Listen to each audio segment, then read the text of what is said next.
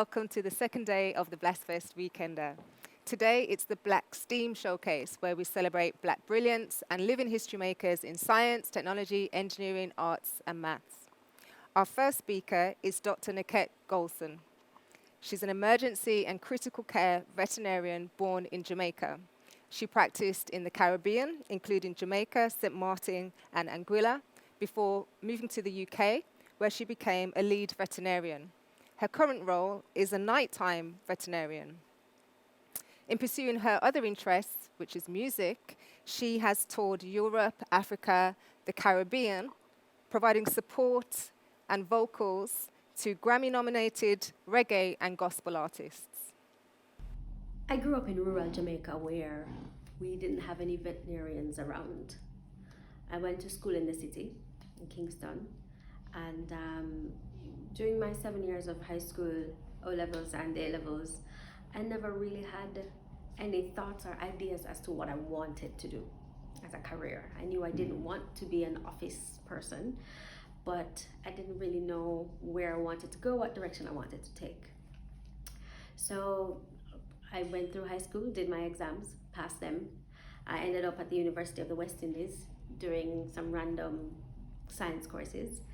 And then I heard that there was a vet school in Trinidad. Now, again, no real notion or ideas as to why I wanted to go to vet school, but I thought, hey, why not? It sounds like something I could like. So I moved to Trinidad. During the 5 years that I spent in Trinidad, again, not really focused, not really dedicated. I use this term drifting, like I drifted through university. The one thing that I really wanted to do was music, but my parent, being a Caribbean parent, music wasn't good enough as a career. I needed an actual profession. So vet school it was. I completed my years, graduated from vet school, went back to Jamaica, and then I started doing music full time. I toured the world singing background vocals for many artists. I went everywhere, the Caribbean, I went to Europe, Africa. But with all of this, my veterinary career still kind of lacked direction.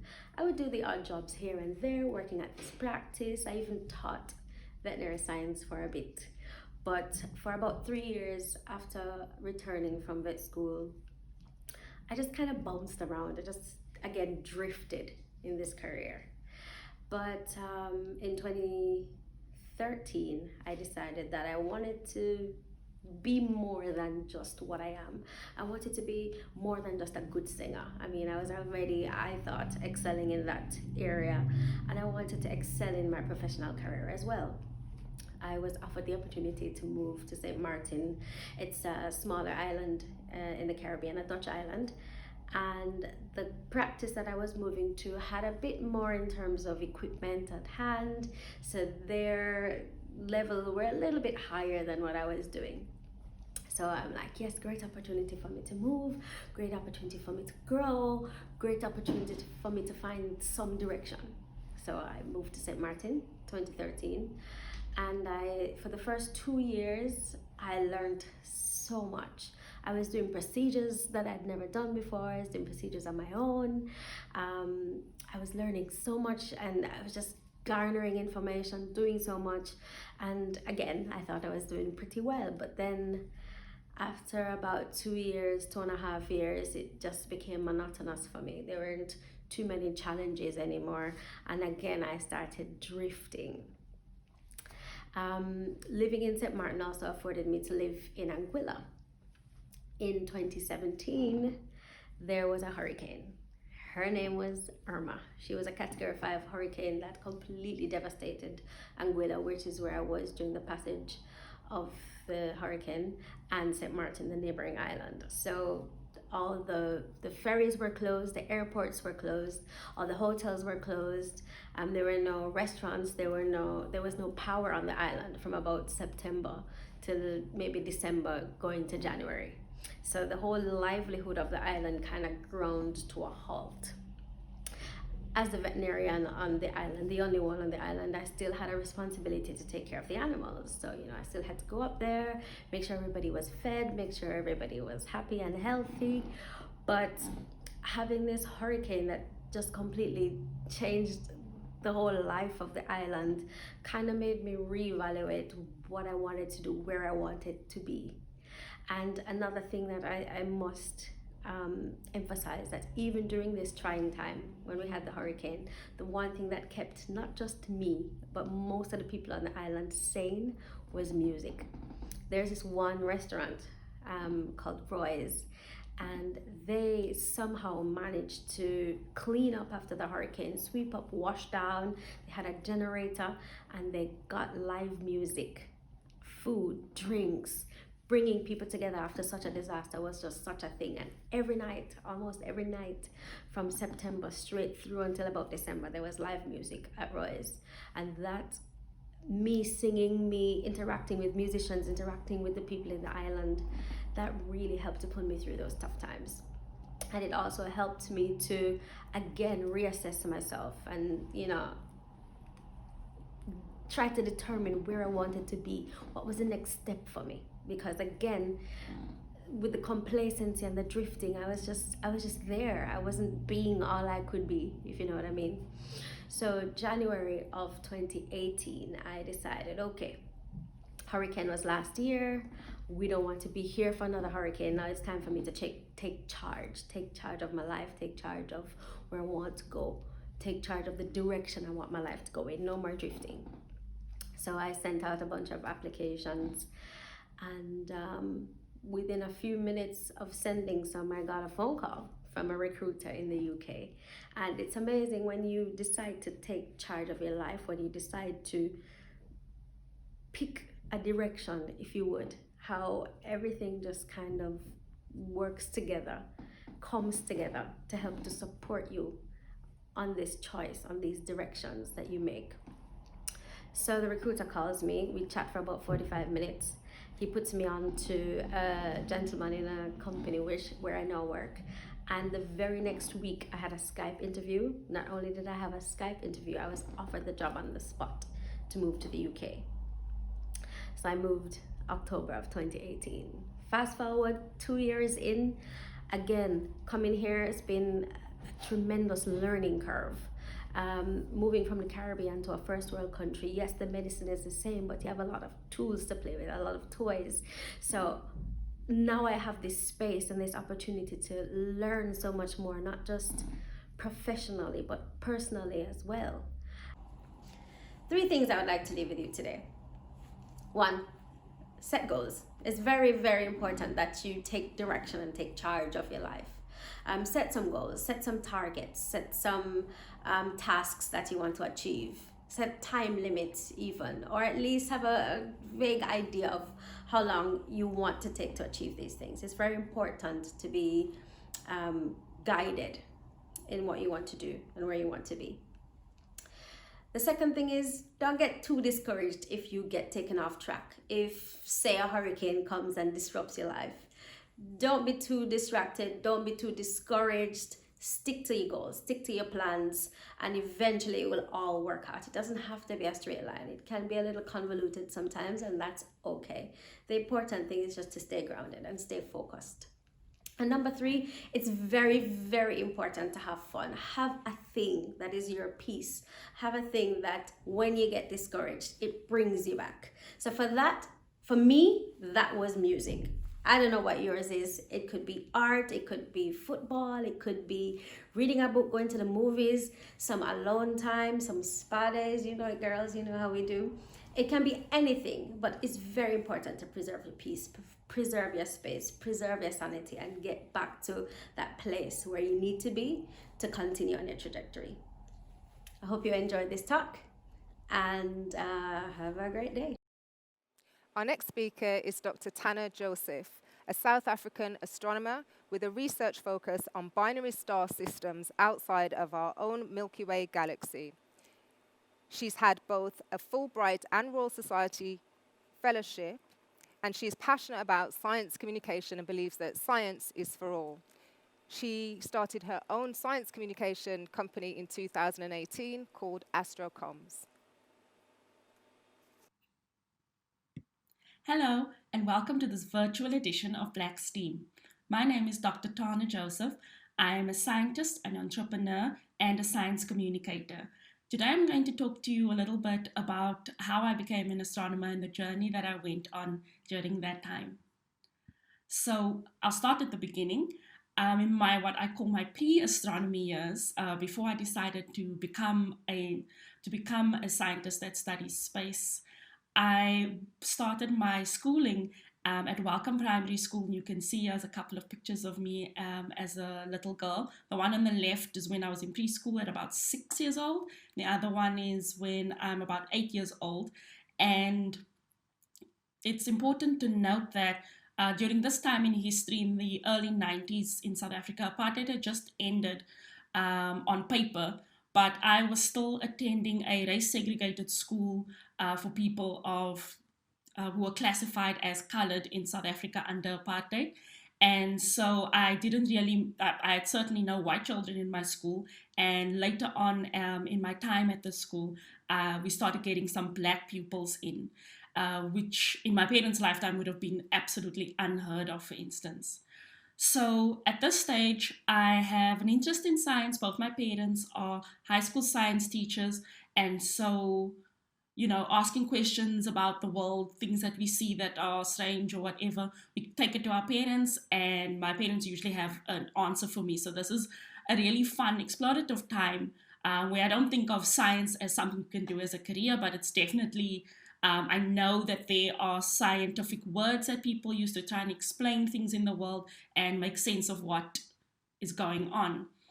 So a few years later, and this photo here is of me at about age 11 or 12, and now you can see from my change in uniform, I am now at a school in a formerly whites-only suburb in Cape Town, and I'm now attending a school with a majority white pupils. And it's around this time that I decide that I want to become an astronomer. And this is because of these amazing photos that I started to see in the newspaper. For the young people listening today, ask your parents what a newspaper is. So the photo on the left there is of the Hubble Space Telescope, and it is the images taken with the Hubble Space Telescope that started to be printed in my local newspaper at the time, the Cape Times. And I started scrapbooking these images because they were so beautiful, and the accompanying story always had these really fascinating articles about how stars are born, or our moon, or things like that. And I was extremely fascinated. And then one day it sort of clicked in my head that these images aren't just beautiful photographs, but that they actually are scientific data sets, and that there are scientists who use these photos to learn more about the universe. And that's when I decided that that was what I wanted to do as a career. So it seemed like a very far-fetched thing to do at the time. Someone from my background, someone from South Africa. It wasn't really, it was seen as a bit strange. A lot of people questioned why I wanted to do this. They asked my parents why they were allowing me to want to choose something like this as a career. If it's even suitable, can we even do that in South Africa? Do we have the resources? Because astrophysics and space and all of that stuff, that's stuff that they do, that NASA does, and as South Africans we can't possibly be able to do that. And luckily for me, and it is really a matter of, not that I didn't work hard, but it was a matter of luck as well. As it turns out, this dream wasn't so crazy after all, because by the time I finished high school, and that's a photo of me there on the right, in my final year of high school with my grey braiding on my blazer to indicate that I had academic full colors, so I was flying the nerd flag even then. By the time I finished high school, we had actually started building a world-class astronomical instrument right in South Africa. And the photo on the right shows the groundbreaking for this telescope. And there's a lot of prominent and high-flying people from the government, politicians and ministers and so on. And the instrument that they were building is the Southern African Large Telescope. And it's the biggest optical telescope in the southern hemisphere. So its mirror is actually 10 meters across, and it's made up of about 91 hexagonal mirror segments that are about 1 meter across each. So this was the premier optical telescope, certainly in the southern hemisphere, and it still is the largest optical telescope in the southern hemisphere. And this is what started to change people's minds about who can do astronomy and whether we can do astronomy in South Africa. And it really brought astronomy and world-class research to the public's attention. And so when I used to say, oh, I want to be an astronomer, the attitude had really changed, because people then knew about this telescope, and they would say, oh, okay, are you going to use salt for your research? And I would say yes. And so it was a much easier time convincing people that this was something we can do. And then next up, over the next few years, by the time I finished my undergraduate degree in physics, SALT had been completed. And here you can see a photo of me being capped, as we say in South Africa, at my physics undergraduate graduation. And at the same time, in the same year, so that was 2005, 2006, I finished my degree and SALT was completed. So now, just in time for me to really move towards becoming an astronomer, having completed my undergraduate studies, this amazing instrument to be able to do all this world-class astronomy was now available in my country. And at the same time that they were building SALT, the government also set up the National Astrophysics and Space Science Program, or NASP, to train young people who were interested in astronomy to be able to use SALT and other telescopes, because we had a few other smaller telescopes as well. So they really made a concerted effort not to just make instruments and resources available, but to also do what we call human capital development, so that there were actually South Africans, especially young people, who were appropriately trained to be able to work on these telescopes. And during my MSc, my master's, I was a NASP student, so I went through this program, and that funneled me into a PhD that I was able to take up at the University of Southampton. So in 2009, I moved to Southampton on the south coast of England, and I spent the next 4 years there finishing my PhD, and I had a really fantastic time. This photo here you can see of me on the right is just a quick photo I asked someone to take at the entrance to the physics building, where it says, "Welcome to the School of Physics and Astronomy." The School of Physics and Astronomy at Southampton has since undergone a number of name changes. So if anyone from that institution sees this, it kind of really dates this photo, because it's not called that anymore, and at least 2 name changes have happened. I also was very fortunate to be able to spend 6 months of my PhD at the Harvard-Smithsonian Center for Astrophysics, which I also think has undergone a name change now. I was a pre-doctoral fellow there, working in the high energy astrophysics division, and I was one of the first and only South Africans to actually ever work in the high energy astrophysics division at the CFA. So that was really a privilege, and it meant that I got to study abroad on my study abroad. And I traveled around the US as well, and I had a fantastic time. And while I was doing my PhD, there was even more progress in South African astronomy, in that we were selected, as South Africa, we were selected to host the Square Kilometre Array along with Australia. And the Square Kilometre Array is said to be the world's largest radio astronomy telescope, and the world's most powerful, and the world's biggest science experiment, basically. So we will overtake CERN, or the Large Hadron Collider, as the biggest man-made experiment to be built for science. And so that photo of me on the right there is me on my graduation day at the University of Southampton, looking resplendent in my claret and cornflower colored graduation gown, and that poofy hat that they make you wear on your graduation. And the photo on the left-hand side is the prototype radio telescope that we built in South Africa while I was away. This was being built as part of the campaign to host the SKA. So we built this the 7-dish telescope called CAT7, Karoo Array Telescope, and the Karoo is the area of the country where this telescope was being built. And we built it, it worked really, really well, and that was part of what convinced the powers that be to award joint hosting responsibilities or rights to South Africa for this massive radio telescope that we're building. So once I completed my PhD, I went straight back to South Africa to start my postdoctoral research career. And in the 3 or 4 years following my PhD graduation, I worked first at the University of Cape Town, where I did my undergraduate and master's degrees.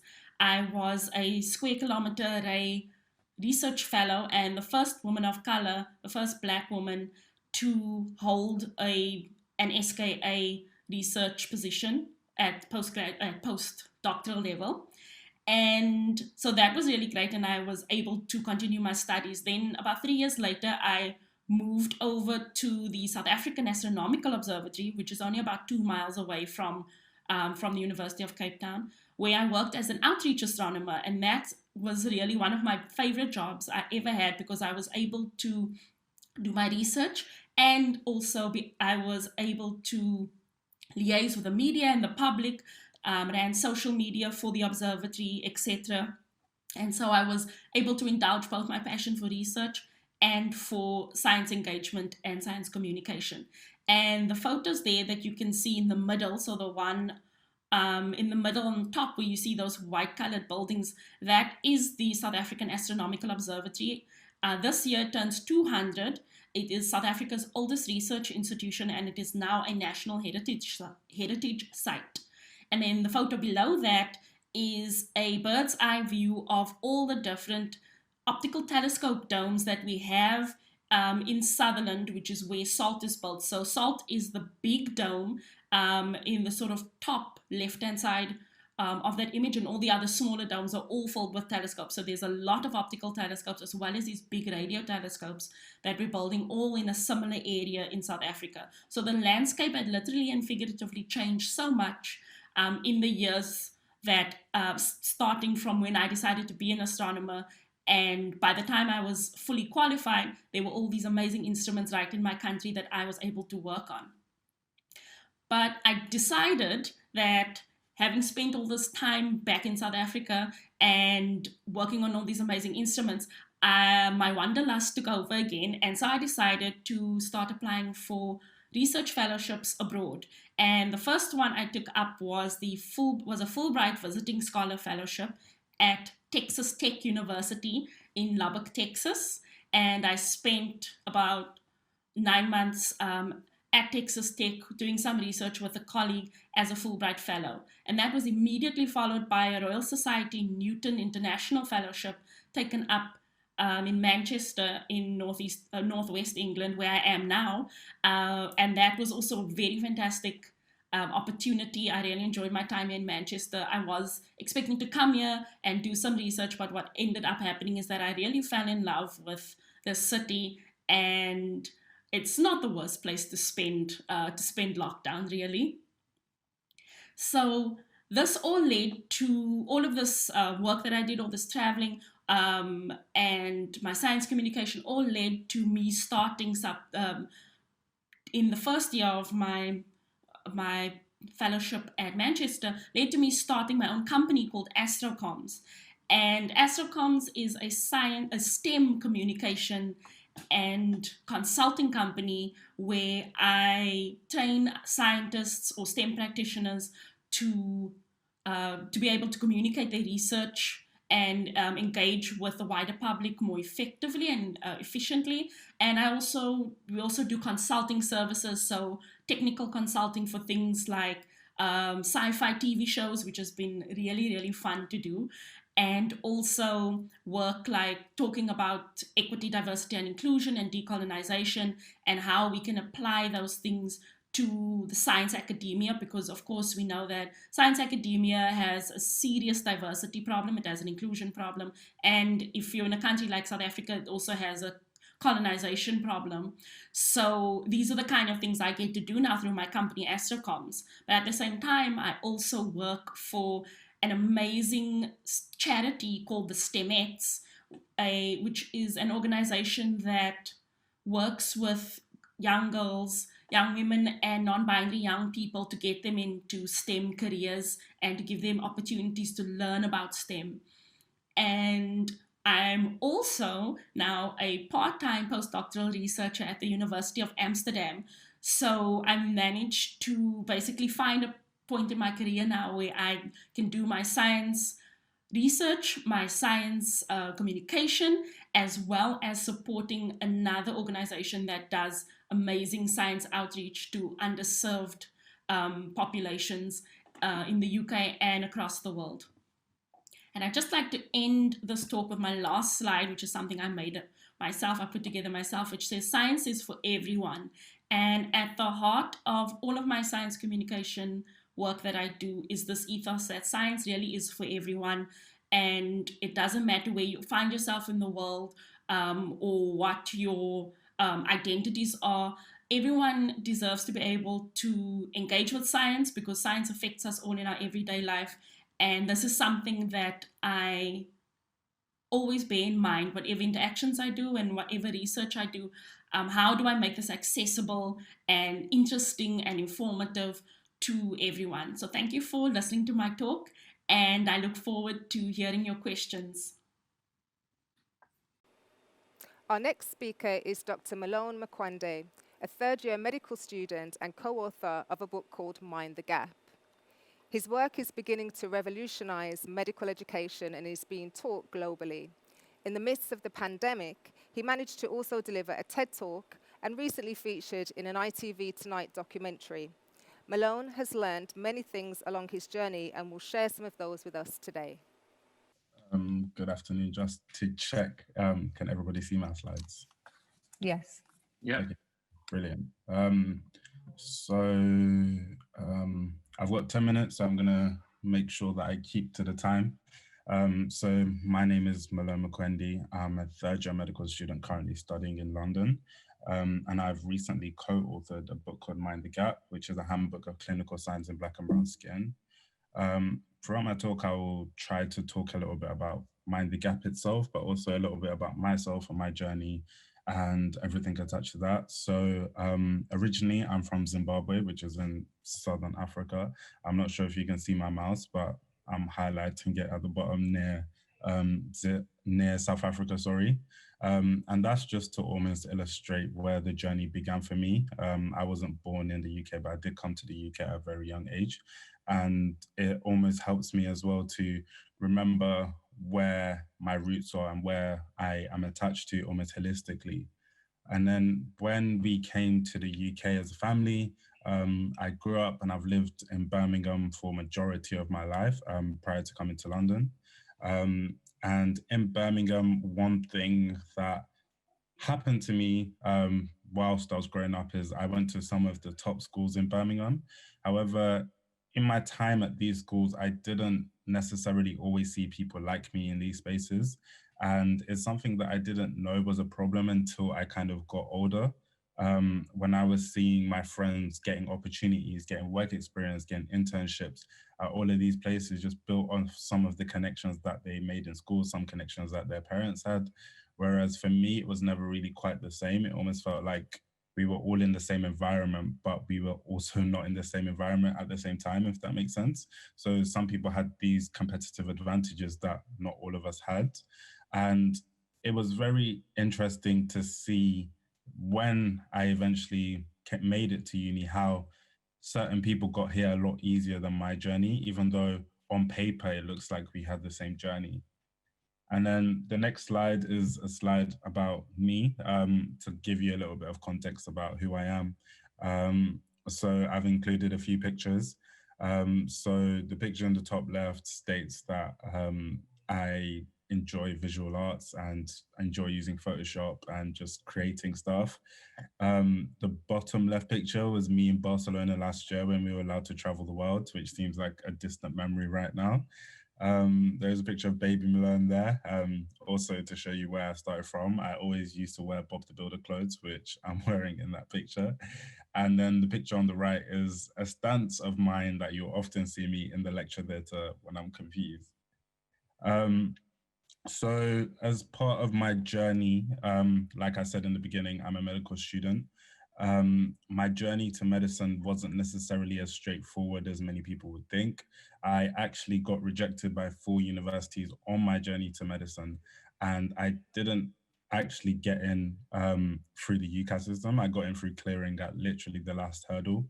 And I think I always like to tell people this story because getting into medicine is not just one way. Like there's so many different routes into medicine. As long as you stay focused and you remain like you have your goals set in mind, I feel like is something which is very attainable.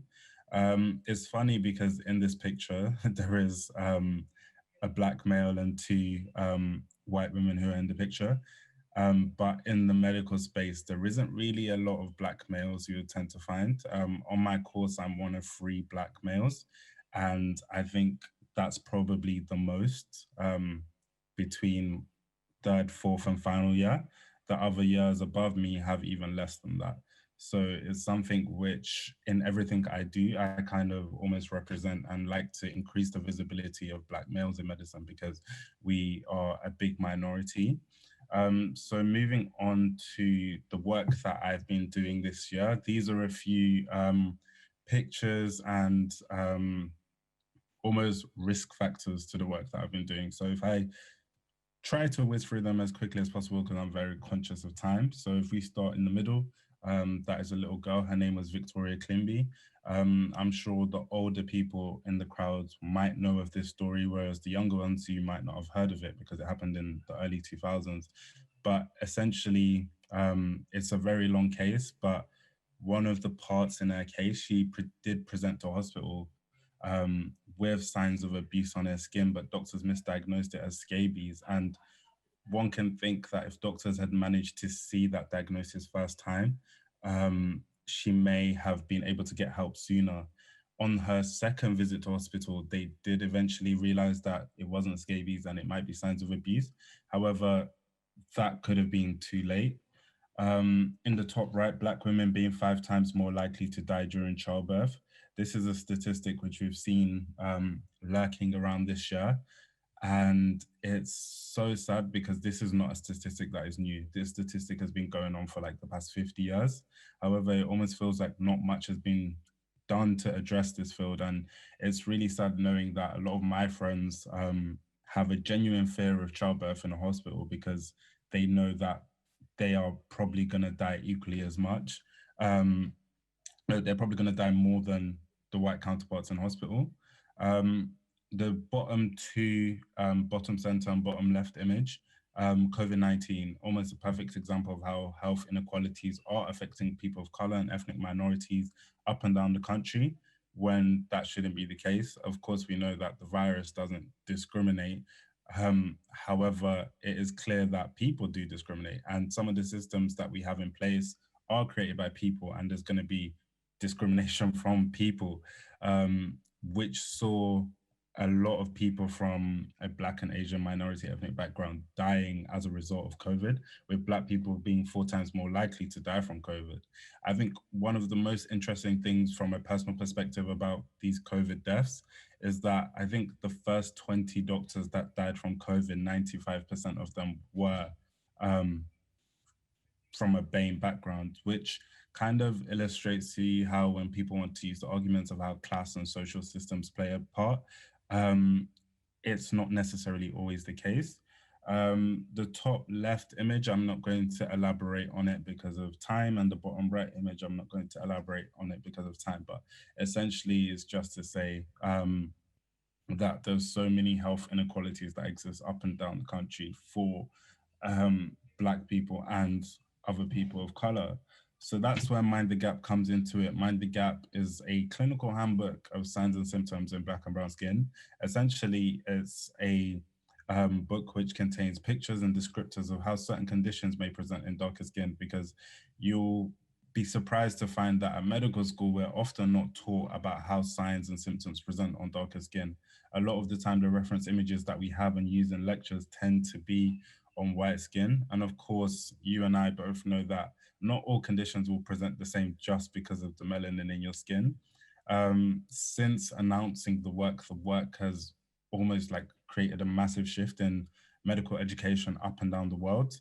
Loads of institutions are now starting to reform their curricula to make it more inclusive of darker skins, and not only just on a race aspect, even on other aspects such as sexuality, disability, gender. So it has almost awoken the medical field to how dated some parts of our curricula are.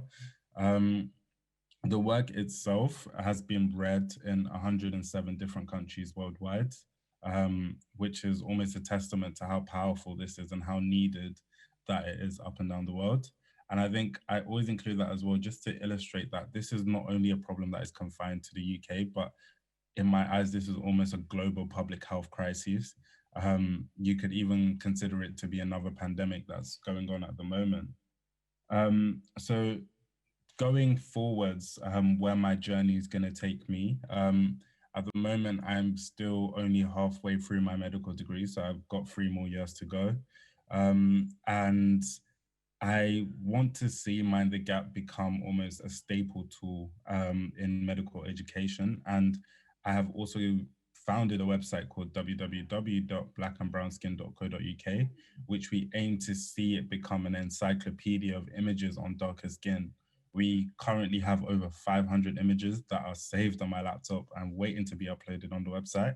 However, when these images come out, I think it will start to become so apparent to the entire world about how there is certain disparities and why that this is so important.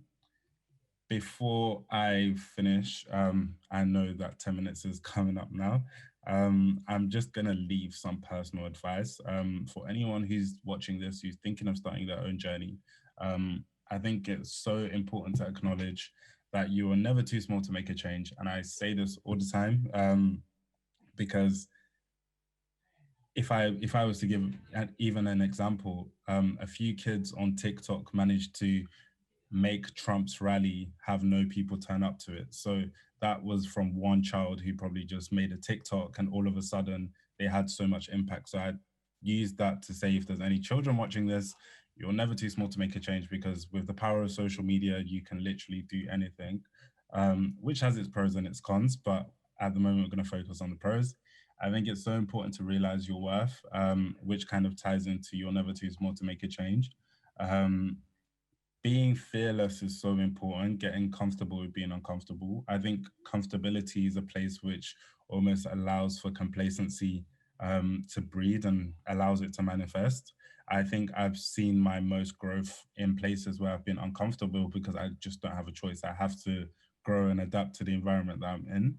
I think it's so important for me that I'm not static in one place, because that's when I end up just almost accepting the world around me and not doing anything to make a change. I think it's also so important to start where you are. A lot of the time, when it comes to making a change, when I've had previous conversations with other people, a lot of people say, oh, but I haven't done XYZ, or oh, I'm not here, or oh, I'm not like them. Just start where you are and start with what you've got. I think that's the beauty of the work that I managed to do. I literally started with the minimal resources that I had at the time, and COVID-19 made them even more minimal, but we still managed to create something out of nothing almost. I think my final point is to write things down. We often have a lot of things which go on in our heads. Um, we often have a lot of things that go on in our heads, and we almost get clouded by these thoughts. So it's so important to write things down and be able to note them down. And on that note, I would like to conclude my talk, and thank you very much. Our next speaker is Dr. Yewande Okuleye. She's an interdisciplinary scholar in biochemistry and history of medicine. Having worked as a chemist for The Body Shop, where she focused on framing scientific, cultural, and social meanings of natural with the lay public, as well as scientific and well-being sectors. Her PhD thesis, Reclaiming Cannabis Medicine, Medicinal and Wellbeing Narratives in the UK, investigated how different stakeholders negotiated the barriers and the opportunities to develop cannabis as medicine. My name is Dr. Yewande Okuleye. I'm a historian, community activist, artist. I fit all the bill, and I just was going to give you a bit background about my life story. But I'm hoping to not just talk like a disembodied intellectual head, because I really feel that our journeys are more than just what we do intellectually. But I'll start with the intellectual journey. And it reminds me of an African proverb that says, no matter where the river goes, it never forgets its source. So I would go back to my source as being someone that was young and also very curious about the world, was interested in science, asked lots of questions, someone that was also very ambitious, but I was lucky that that ambition was nurtured in the background that I grew up in. So I'm British Nigerian. I was born in England, and I had the good fortune to go to Nigeria when I was 8. And the lifestyle in Nigeria and the expectations of Nigeria really shaped who I've become. I'm from the Yoruba ethnic group, and the Yoruba ethnic group have very high expectation about academic achievement. So a child that was naturally curious and was interested in science, and within that environment that you're encouraged to do study, study, study. That's all we did. We didn't really have much downtime to relax, which makes me a bit of a workaholic now, but at least it was a good start. So my first degree was in biochemistry. So I really enjoyed doing that degree, but sometimes when you finish doing your first degree, you leave university thinking, now what? I followed that passion. So there was a curiosity and passion, which I had for science. I followed it. And then I think by the end of my degree, I just thought, well, I don't really know what to do in the world now. And the next thing was, oh, why don't you go and do medicine? Nigerian parents always want you to be a doctor. And I thought, not sure. I think doctors need to have short nails. And I was a bit vain. I had long nails then. So that's a bit of my personality. But on a more serious note, I think in my early 20s, I realized that I need to kind of have a career. And that's when I started having a different career trajectory. Well, that was interested in science. I didn't see myself working in what I'd call like the clinical science. I wanted to do something different. I went on holiday to America, and I remember looking at the ingredient listing on the bottles of shampoos, and I became very interested to think, well, how is all this put together? That started me on a journey to study cosmetic science. So I went back to university and did a diploma in cosmetic science. From there, I worked at the Body Shop. I was very clear at that time that I wanted to work with green cosmetics, and the Body Shop in the 1990s was just starting out their lab. So I'm pleased to say that I was, one of the first to start in the lab when they were putting together the research and development organization. Working in the Body Shop at that time was very exciting. We were really at the forefront. So I'm now going back to what I say is the source. Looking back on my career, my source now was now at the Body Shop, because I worked on the hemp project. I worked on quite a few projects, but now that was like 25 years ago. My source has led me to another stream, and that trajectory is now looking at hemp in a different format. But I digress. In between that, I went to art school. So when I left the Body Shop, I was interested in doing art. So I've always been a creative person. All my curiosity and all my learning, although it was channeled into science, I could find another avenue of expressing my ideas. And I did that through the visual art. So I'm bringing this into the context in that STEAM. You have the science, technology, engineering, arts, and maths. My career trajectory based on my curiosity and my ambition to create a learning path where I can actually develop my passion and also add value in any other enterprise I'm in. Doing the arts was almost like the heart of me realizing what I could co-construct. In between doing the arts, I moved on to doing history of medicine. And history of medicine, although it sounds like you're doing research on anything to do with medicine, let's just think that medicine is just health and well-being. And health and well-being is the body. So although the tag was history of medicine, it's really history of the body, and the history of the body and the history of the mind.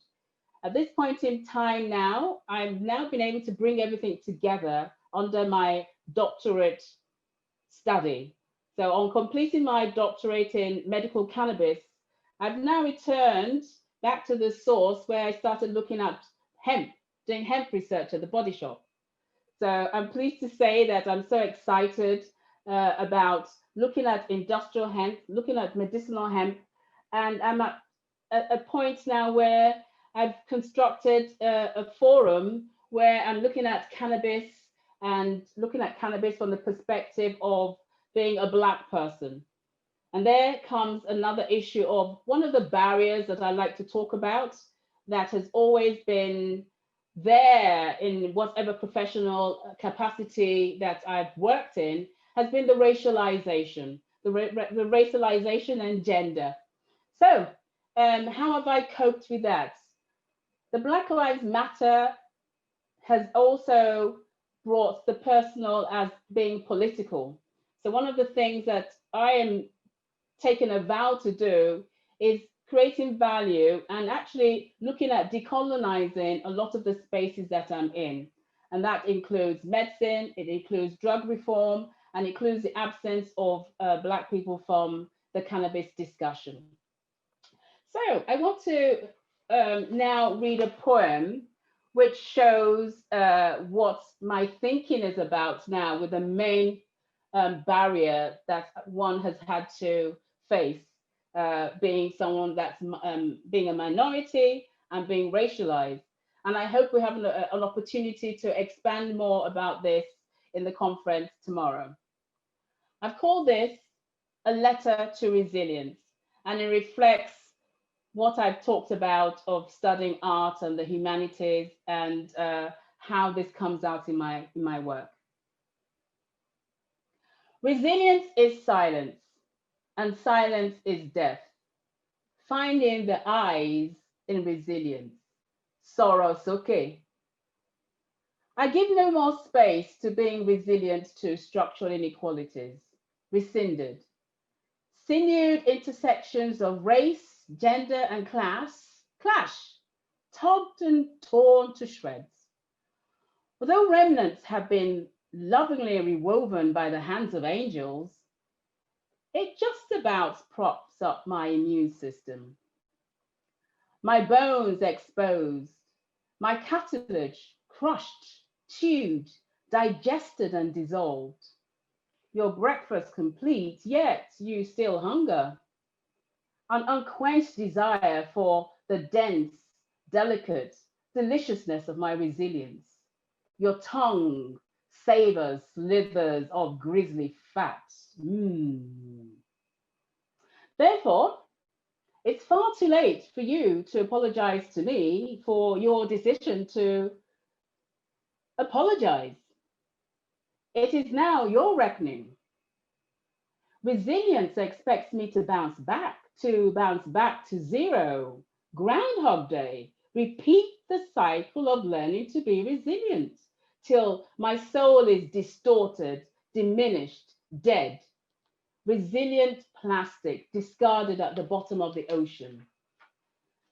Thank God that the last shred of nerves reminds me that to feel pain is to be human. Compassion. My pain marks the chasm between your realization and acceptance that you encroached into my space. Precious time wasted, evaporated, evaporated into dark clouds and circling, pervading like a rumbling cyclone, puffing like a peacock in the sky. I see you. I hear you coming with nowhere to go, locked down, short-circuited, forbidden conversations. You do not see me though. I am here, but you look through me. You look through odorless. You look through transparent. You look through invisible. You sense me with insightful blindness, simmering silence. Still, you expect me to rebound, elasticate, suffocate, implicate, levitate, elongate, navigate, contort, evacuate, just to accommodate your willful insistence to impose conditions that are favorable to you and only you. The hands of justice always tilted towards privileged inequality. You remain privileged till the tip of my tongue releases the bonds of resilience which distorted the truth of my lived reality. My resilience masked my humanity, no more. The ghost revealed for you to bear witness. Now, it's not too late for you to apologize to me and I to you. I am terribly sorry for being complicit and compliant in your game of resilience. I recoil and snap back to my original state, a state of perfection with human resilience, encoded in my human DNA, just like your human DNA. Therefore, I have no extra resilience to suffer anti-Blackness racism. I have no extra resilience to stomach gender inequalities. I have no extra resilience to be silenced by class inequalities. No more. I have no extra resilience for whatever configuration of inequalities that are being weaponized against me as I take this very breath. I am done. I just hope you are terribly sorry for constructing such a system. Because as human beings, we are bound together, umbilical cord of humanity, always, forever. In darkness, there is always a flicker of light. Therefore, we remain in limbo until I speak truth to power.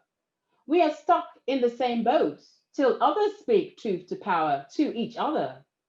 We stagnate and rot till we all speak truth to power to each other and to systems which have been layered, scaffolded, seamlessly sewn and stitched together in polite silence.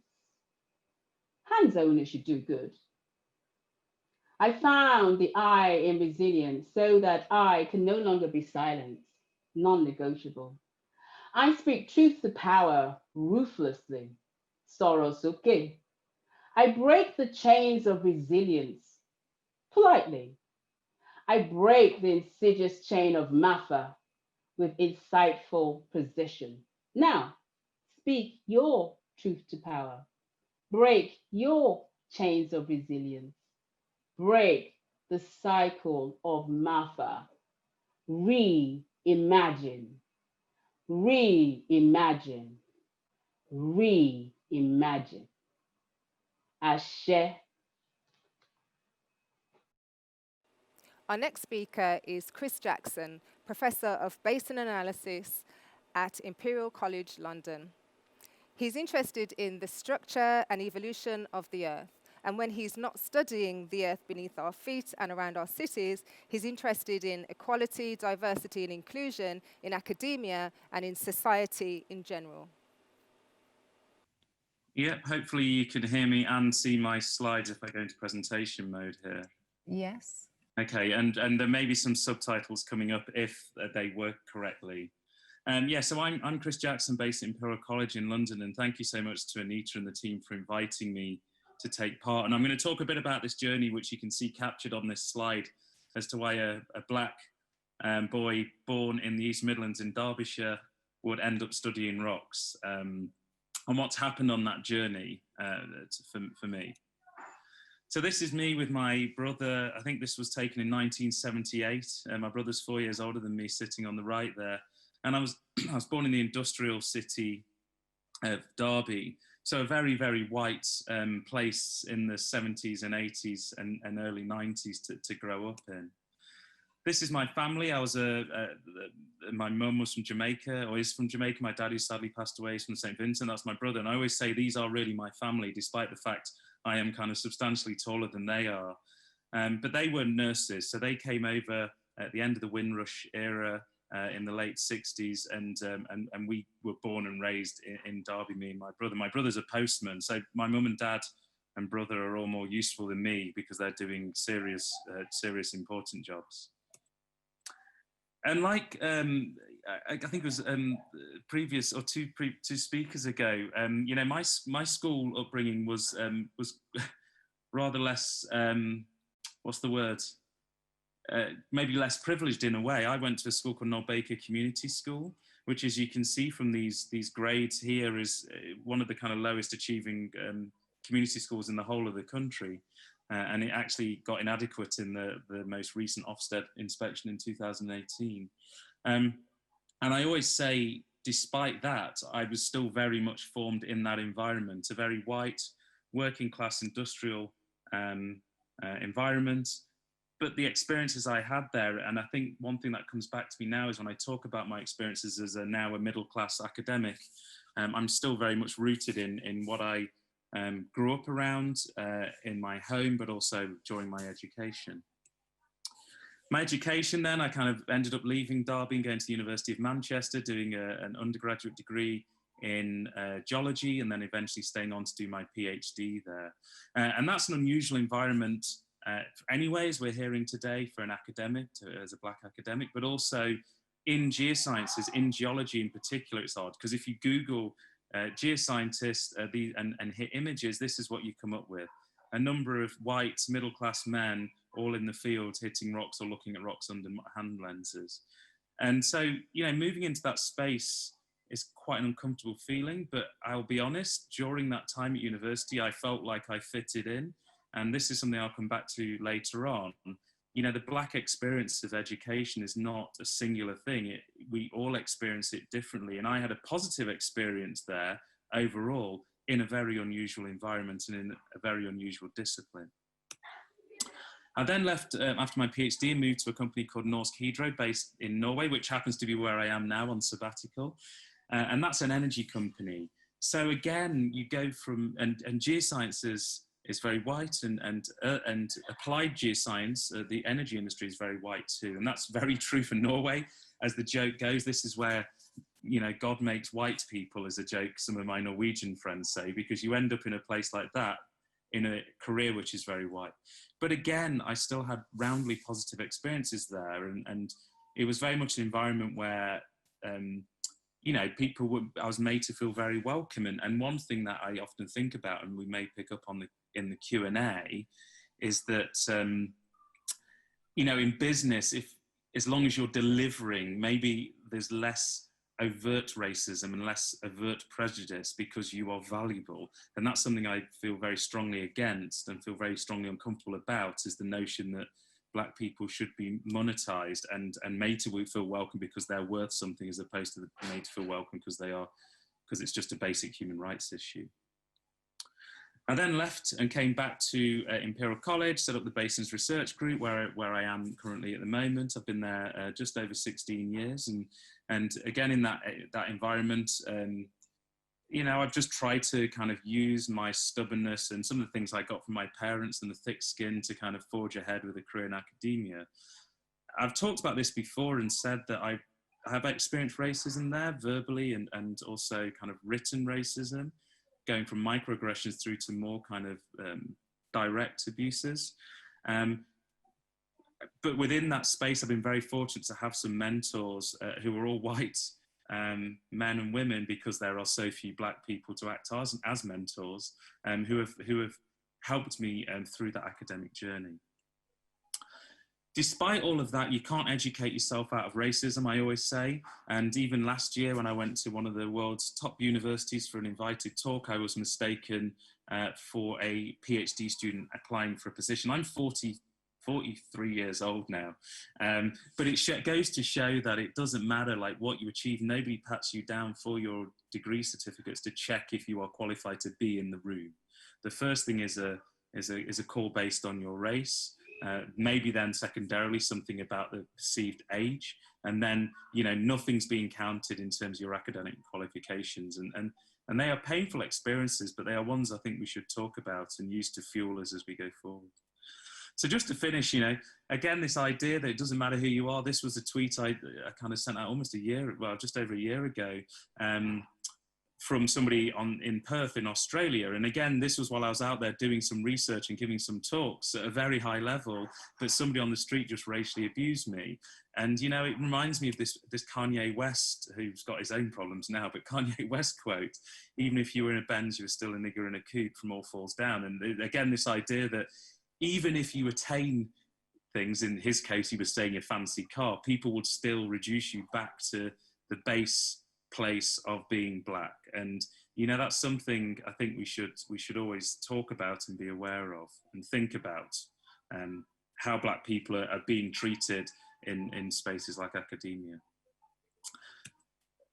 So I'll just go on to the final couple of slides. This idea of universities being these monolithically white places, there's these systemic problems. This means that racism is saturated into not just the broader society, but within universities, where notionally we have very liberal and left-leaning people, but they are still working within a structure which discriminates against Black people. And these are some quotes I won't talk through in detail, but colorblind racism, whiteness dominates power structures, and the notion that universities, despite lots of kind of positive noises about engaging with racism, still engage with racism in rather trivial and non-committal ways.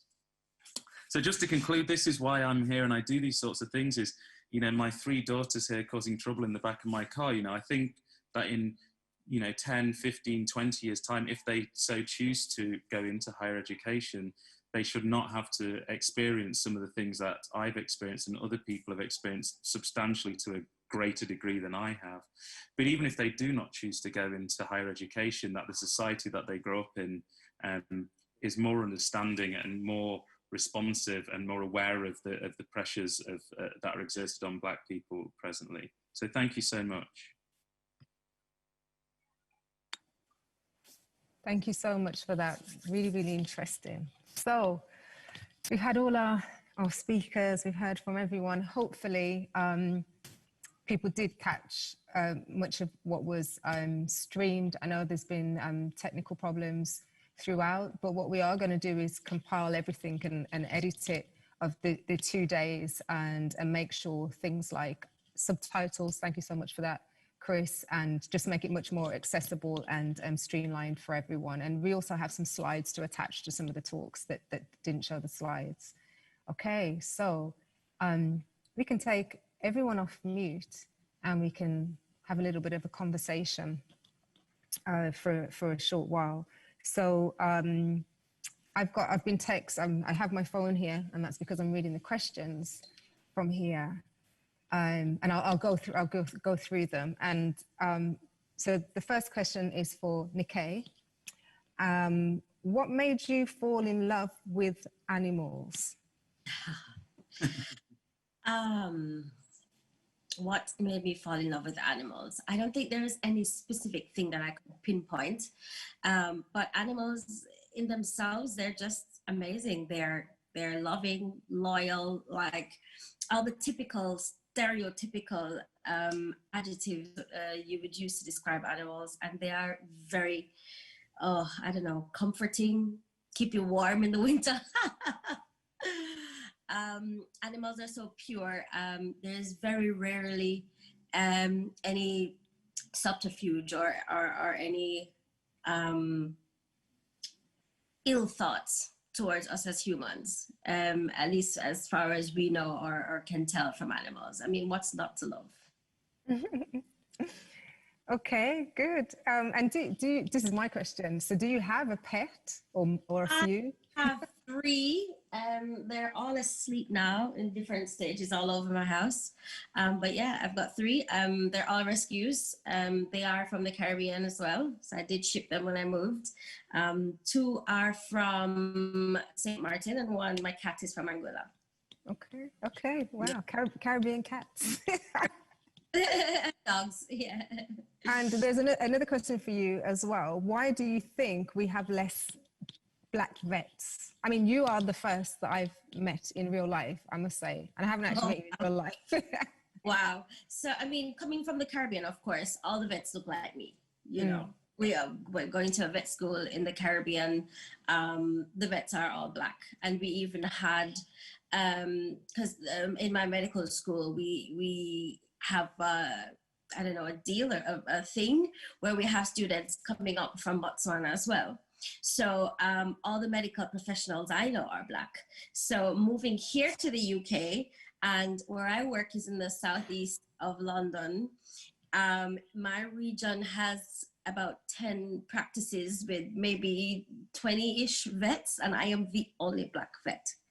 And then a colleague of mine, he moved up in March, and now we are two Black vets in my region. It's very, when we used to have clients coming into the building, and there have been times when I have seen Black clients, like they come in, they see me, and they do a double take, like, whoa. And then the conversation like always goes beyond the animals. Where are you from? Oh, my uncle is from St. Vincent, or my dad's family is from Jamaica and I've never been. So there's always the dialogue about the origin, the Caribbean. Always, they're always so surprised. It's something that I never really considered until I moved here, that, you know, this profession is whited out. I you know, my closest friends also in America, it's a completely different demographic. There's so many more Black vets there than there are here and in all of Europe. It makes me want to, you know, do more and be more. And like, I mean, there's an ECC conference coming up and there are no Black people. ECC, what does that stand for? Emergency and critical care. Okay. There's a veterinary conference this week, and there are no Black presenters. There are none. So who knows? Maybe in a couple of years, I'll be one of them. Yeah, and I think, you know, you've highlighted something. I don't think that when we even think of different careers in STEM in particular, we don't think how, you know, studying some of these subjects can lead to these kind of jobs. And hopefully, you know, you being here now will give some young people some ideas. And I just want to say that question came from Kira. So maybe Kira's thinking about a career like yours. Okay, so the next question is for Tana. Why, and it's from somebody called Alexa, why do some stars appear to twinkle? Hi everyone, hi audience. Thanks for that awesome question, Alexa. So the question was, why do some stars appear to twinkle? So the twinkling of stars, as made famous by that the nursery rhyme and the song, is basically because we are looking at the stars through the Earth's atmosphere. So the air that we breathe in is part of the Earth's atmosphere. So it's this thin layer of oxygen and nitrogen around the Earth that allows us to live here on this planet. And that the atmosphere is moving, it's moving around. So the starlight, instead of coming in straight like that, because light sort of travels straight through space, would travel to our eyes, and then everything would look, you would just see a like perfect pinprick of light. But because the atmosphere is moving, especially now, if you're in a place where it's winter, there's a lot of storms coming in, a lot of wind, and so the atmosphere, the air is moving around, and that jostles the light that comes from the stars. So they travel through space in a straight line. They hit the molecules, then they hit the molecules of oxygen and nitrogen, in our atmosphere, and so then things become a bit blurry. The light kind of spreads out, and because the atmosphere is moving at different speeds, you get more or less of a twinkling effect. So it's basically just interruption from the air surrounding the planet. And if you were to have the amazing experience of being on the International Space Station, so outside the Earth's atmosphere in space, the stars would not twinkle, they would just stand still and be these perfect little diamonds in the sky. Interesting. Now we know. It's not my pet dog that died when I was a kid waving at me. That's what I used to joke about when I was a kid. Okay, and we have another one. Where did you, we have two more. What did you do your undergraduate degree in? I could answer that because it's in your bio, but I won't. You say. Just to quickly, the previous question, just very quickly, there is a dog in the sky. It's called Canis Major, and it's the constellation of the dog. And you can see it really nicely if you're in the northern hemisphere. If you're in the southern hemisphere like me, the dog's kind of lying on his side. It's a bit weird. But anyway, there is a dog in the sky, so you can think of that dog as your previous pet that was looking down on you, shining brightly. So I did my undergraduate degrees in physics rather than strictly astronomy. So if you're thinking about your studies and what subjects to choose, astronomy is just a type of physics. And Chris will probably also be able to tell you he had to do, he studies rocks, but you have to do some physics, probably some chemistry. I didn't have to do chemistry, but there are astronomers that do chemistry as well, because you can study the chemical makeup of stars and galaxies and clouds out there in space. So astronomy is, and even biology, as you start to think about life outside of Earth, life on other planets or on other moons. So you need a bit of biology. So it just depends. But the core subject is physics, because astronomy is just a type of physics like particle physics or nuclear physics. You could call it astrophysics. So we study the physical processes that happen out in space. Mm-hmm. Excellent. It's good. It's so good to be able to connect the dots on what the different subjects can lead to and how they cross over and that kind of thing. So we have Mukwande's questions I will send to him, and hopefully he can share in some other format. But for Yewande, the question is, prison for weed, but we're now selling it in shops, ? You know, that transition. Yes. Well, thanks for that question. I always want to start talking about medical cannabis, but I also have to talk about its recreational use. So my research looks at everything, and that just shows how cannabis, which is an object, has been classified by certain people through the regulation. So if you look at cannabis, which is a plant, and the plant has lots of molecules, and one particular molecule has a psychoactive that makes it high. So by classifying one molecule, that represents the whole plant. So now that there's a change, and for over 50 years now, through the international regulations, it was, you know, cannabis makes you high. It has, you know, it's a drug, and we want to control drugs. There's something you might have heard about war on drugs, which actually it's now become very evident that war on drugs was another way of weaponizing against Black people. It was kind of war on the marginalized, but that's another thing. So now there's a change that although the cannabis plants always did have 3 kinds of uses over the ages, it's been around for thousands of years. There was the spiritual use to, you know, expand one's consciousness. That changed into the recreational use, where there's a conflation of the spiritual and also the hedonistic use of it. But also there's also been like the food use and also the medicinal use. But the medicinal use has never had an opportunity to be proven. It's always been anecdotal in certain cultures. So now there's a shift now, that there's been a change in the regulations, that, okay, we know it has a psychoactive property, but actually the other properties we want to look into, and that's been monetized. So there's one stream for, yes, this is a drug, THC, but also there's a stream which is coming up. You might have heard about CBD, where that actually, there's a whole economy around that. So it's a conundrum, if that answers your question. But that within that, there's race really located in it. You can't look at cannabis without looking at the racialization of a plant and what impact that had on communities.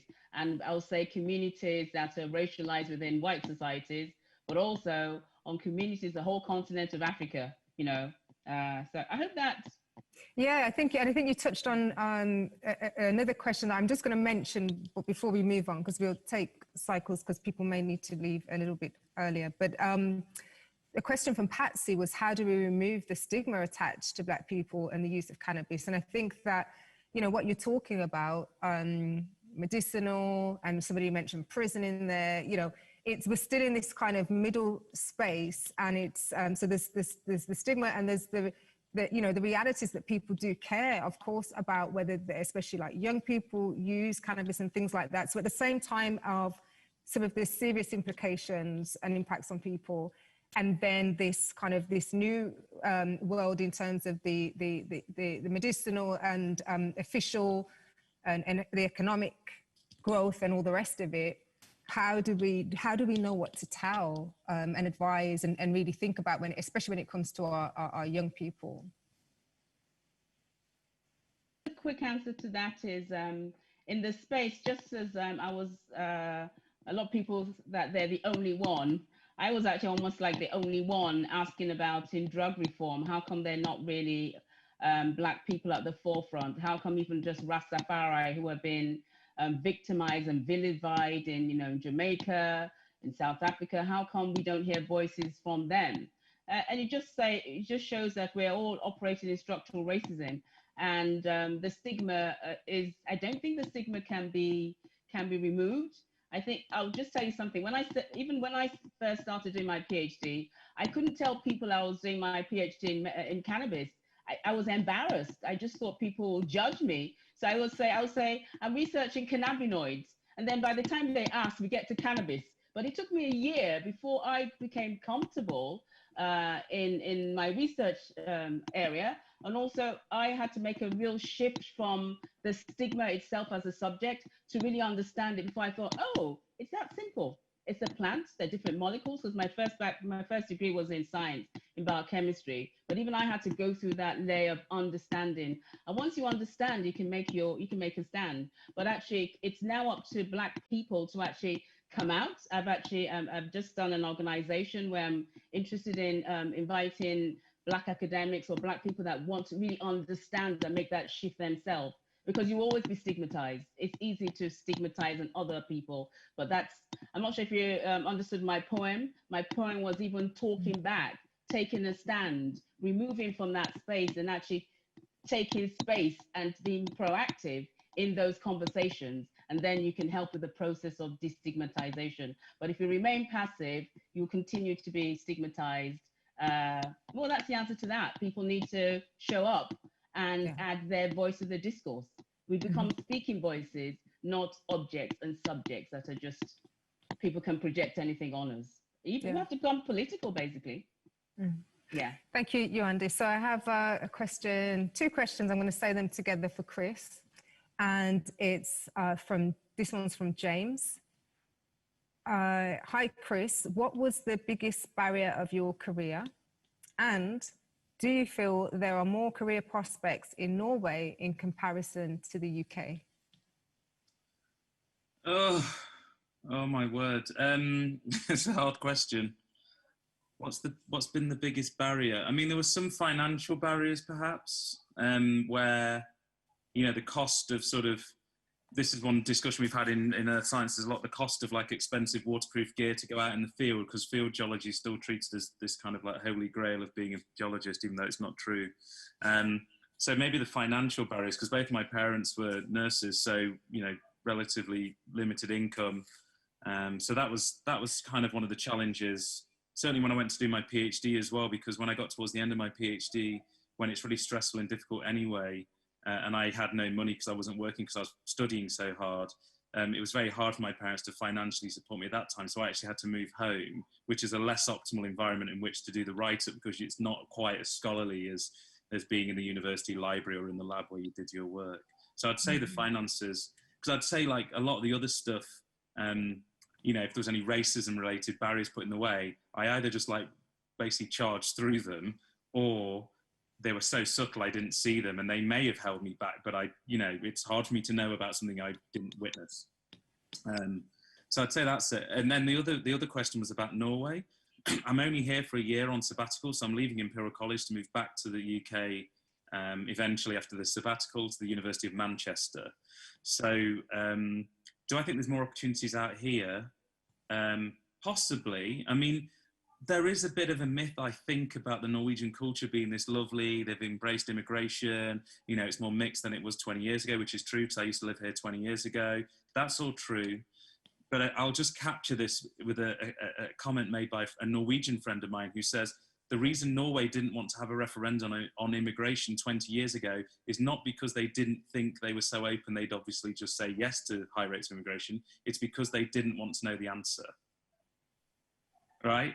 And that, and this is from a white Norwegian, very close friend of mine. And so I think some of those strains associated with high rates of immigration into Norway are now beginning to show. So I don't think it's kind of like the sunlit uplands that some people would lead you to believe that as a black person you'd come here and be well, you know, embraced with open arms. I think there's still issues here as well. Yeah.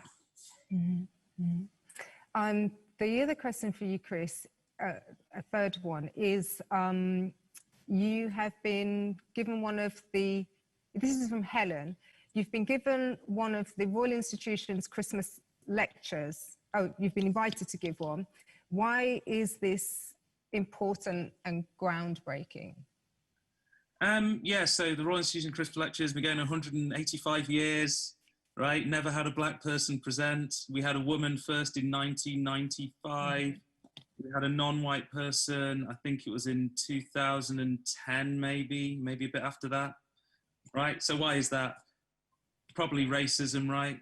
Because it's not to say that in 185 years there's never been a qualified black person to give a Royal Institution Christmas lectures.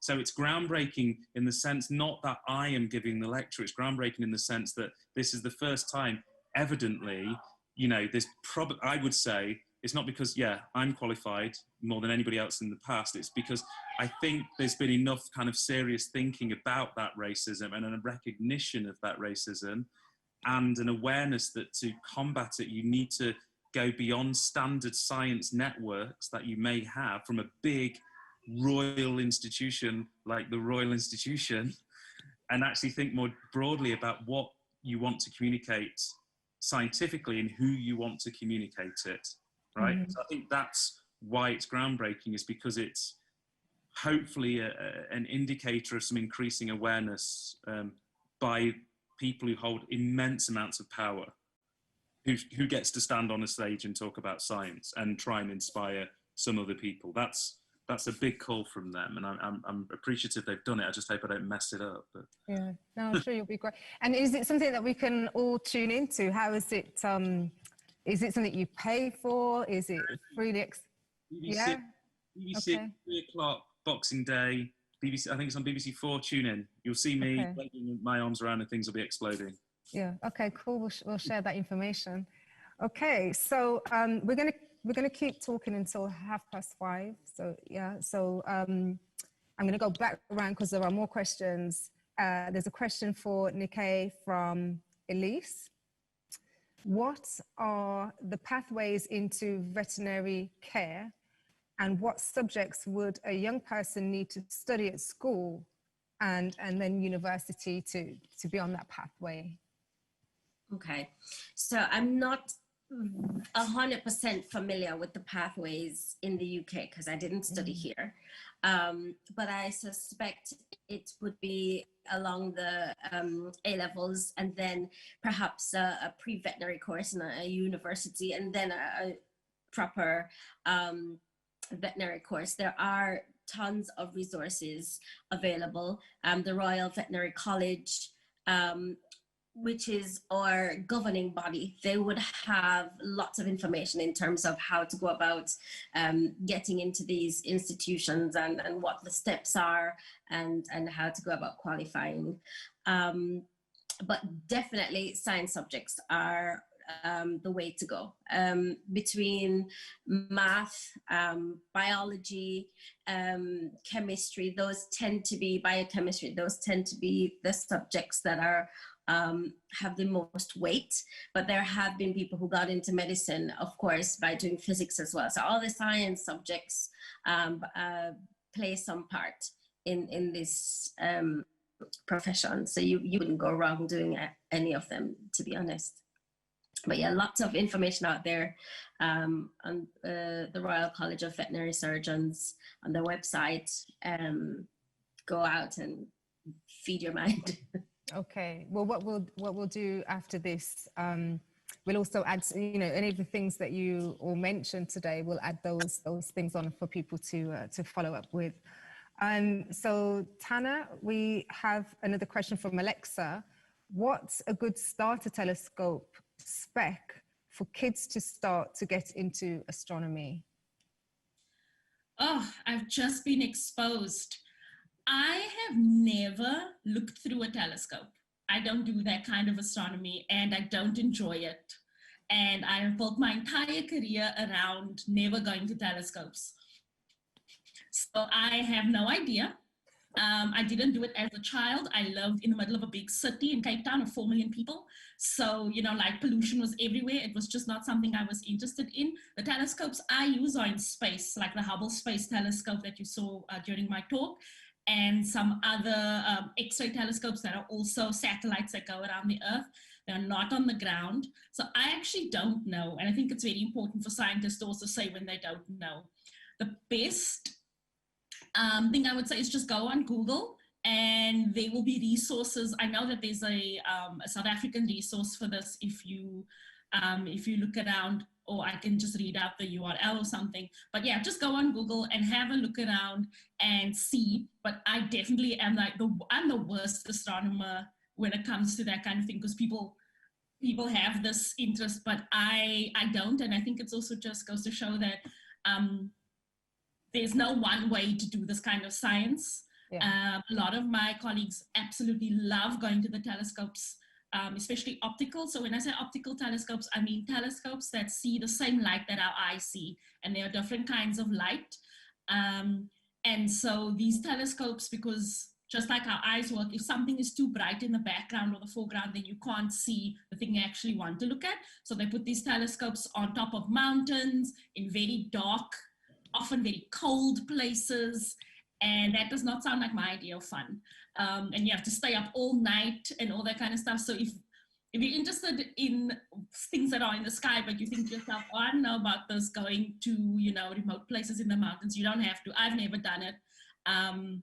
It's never been an issue, but it also does mean that I have this little gap in my knowledge about starter telescopes or amateur astronomers or astrophotography. I don't do any of that stuff. It's just not something that I have had to do. So yeah, the internet is your friend here on this one, Alexa. I'm sorry I can't give you a more concrete or definitive answer. Well, Conway Matobi, who's also in Manchester, he's done stuff with us before at Blastfest when we turn up to Manchester Carnival, and he brings telescopes. So we'll ask him and we'll add that information for Alexa. Okay, so Yewande, can you expand on your research and what you've found so far? And how do we ensure Black people can benefit from the economic opportunities that hemp/cannabis presents? And that's from Elise. The first one is from Morgan and the second one is from Elise. Oh, I'll answer Elise first and I'll come to Morgan. So Elise, thank you for asking that question. First of all, the way people can benefit is actually understanding the landscape, understanding what's going on. So in most of the events that I do, there's a struggle for the Black community to come to those events. And if they're not at those events, I would say that there's been a shift from like 2015 worldwide. So that's been a 5-year period that different things have been transforming. And if people don't know what those transformations are and be able to join up the dots, they won't be able to see the economic opportunities. So no one is going to write it out and give it to anyone. People are making it up and seeing what the gaps are and plugging into the gaps. So if people are not showing up or asking questions, then I'm afraid we're going to get the crumbs. That's just as it. People need to be more proactive and show an interest in this area. So that's the only way. I'm trying to set up networks where people can network with people that the experts and do that. So that I'm providing an entry point for people that are interested to come and find out more. So that's the first question regarding economics. I'm trying to find out what the economics are, what's the best ethical and authentic place for me to operate, because I don't just want to be selling CBD, or I can do more than that. So that's the answer to that. And regarding my research findings, my research findings are very broad. So in relation to, I would twist that around, that what am I doing as a result of my research finding? So my research finding, really the one that I want to focus on is the inequality, the gender inequality regarding my research, but also the racial inequality. So the name of my thesis was Reclaiming Those Narratives. Who has the right to reclaim cannabis? And that comes to race. So I'm interested in locating my work in social justice. So for example, in America, where a lot of people, I'll use America as an example because people can, there's a film called 13th. So write that down. If anyone's watched 13th, then they'll really understand. And if you've not watched it, you understand. There's the war on drugs created this pathway where a lot of Black men were incarcerated, and people don't think about the prison being a system, but also being an economic system where it has its own economics. There's a good economics of certain people going to jail. So, and also the Black community have been devastated by absence of fathers, poor incomes. It's all intertwined. So what's happening in America is there's a social justice program that's been formulated to recompense the Black community. And I want to see how we can start thinking about to do that for here, because people have not even started thinking about that. So to answer your question, my research has informed what I want to do now. I hope that answers the question, because I had so many gems that I could speak to about my research findings, but it'll just be things I'll reel off. I'm trying to locate it in the real world. How can my research answer questions in the real world that I'm passionate about? Social justice, basically. Sorry. Yeah, that's brilliant. I mean, you've all touched on so many interesting things here, and I hope that the viewers have really enjoyed what you've had to say, and that it sparked ideas and little pathways that they'll follow to find out more. We'll certainly share everything again, like I said. And I just want to thank you all, because I know that people need to get back to life. And so, Professor Chris Jackson, thank you so much for joining us. Dr. Tana Joseph, thank you as well. Dr. Niquet Goldson, Yewande, dryewande.com, and also Malone Mukwande, who's already left. And also thank you to live streams for helping us. It's been rocky, but we appreciate it, and we're going to have something wonderful to share with people to watch again afterwards. So thank you all again, and I'm going to give you a round of applause. I'm sure people at home are as well. And thank you everybody who's tuned in and listened. Okay, bye-bye. Bye. Thank you.